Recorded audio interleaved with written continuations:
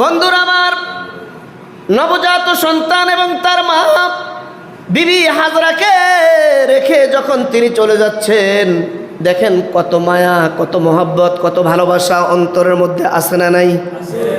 এই নবজাত শিশু কি খাবে একবারও চিন্তা করে নাই। তার মা কি খাবে? উত্তপ্ত বালুর মধ্যে শুধু বালু আর বালু, আর কিচ্ছু নাই, গাছপালা পশু পাখি কিচ্ছু নাই। রব্বানা ইন্নী আসকানতু মিন যুররিয়্যাতি বিওয়াদিন গায়রি জি যারইন ইনদা বাইতিকাল মুহাররম। আল্লাহু আকবার বলি।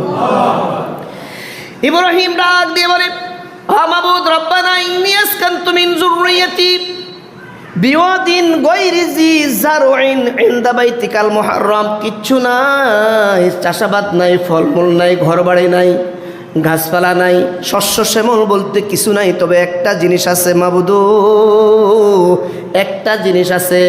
কয় আমি আমার নবজাত সন্তান এবং তার মাকে রেখে যাচ্ছি, একটা জিনিস আছে। আমার আল্লাহ কয় কি আছে? আল্লাহু আকবার।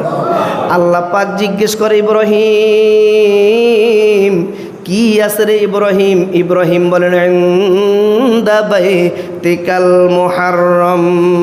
আল্লাহু আকবার। কয় আল্লাহ তোমার ঘর, তোমার পবিত্র ঘর আছে, এই ঘরের পাশে রাখলাম। জিবরাইল কই ঘর তো বলতে এখানে কিছুই নাই। কয় আছে। কয় কেমন করে জানলে? কয় আল্লাহ তুমি যখন ইঙ্গিত করেছো, নির্দিষ্ট করেছো ওই জায়গার মধ্যে রাখো, তখন আমি বুঝতে পেরেছি এই জায়গার মধ্যে তোমার ঘরটা আছে। জোরে বলি সুবহানাল্লাহ। ঘর আছে ইনদা বাইতিকাল মুহাররম, তোমার পবিত্র ঘরের পাশে রাখি গেলাম। তো এখন তাফসীরবিদ ব্যাখ্যা করে যে তখন কিন্তু জায়গাটা কি বালু আর বালু, মাটি আর মাটি, একবার বালু কণা, এখানে কিচ্ছু নাই। তো ইব্রাহিম তাফসীরবিদ বলেন, কয় যে এখানে ঘর ছিল হযরত নূহ আলাইহিস সালাতু ওয়াস সালামের জামানায় যে মহাপ্লাবন হয়েছে, ওই প্লাবনে এই ঘরের উপরে বালু পড়া ঘরটা চাপা পড়ে গেছে। সুবহানাল্লাহ। আল্লাহ পাকের পবিত্র ঘরখানা কি হয়েছে?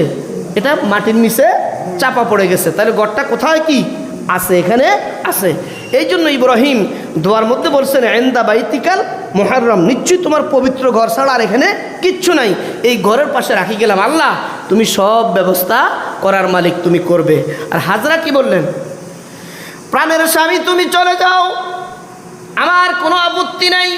যে আল্লাহ তোমাকে আদেশ করেছেন আমাকে আমার নবজাত সন্তানকে ওই উত্তপ্ত বালুর মাঝে রেখে যাওয়ার জন্য, আমার বিশ্বাস এবং ভালোবাসা সেই মালিকের প্রতি আছে। যেই মালিক তোমাকে নির্দেশ করেছে ওই মালিক আমাদের জীবনের সকল ব্যবস্থা করবে।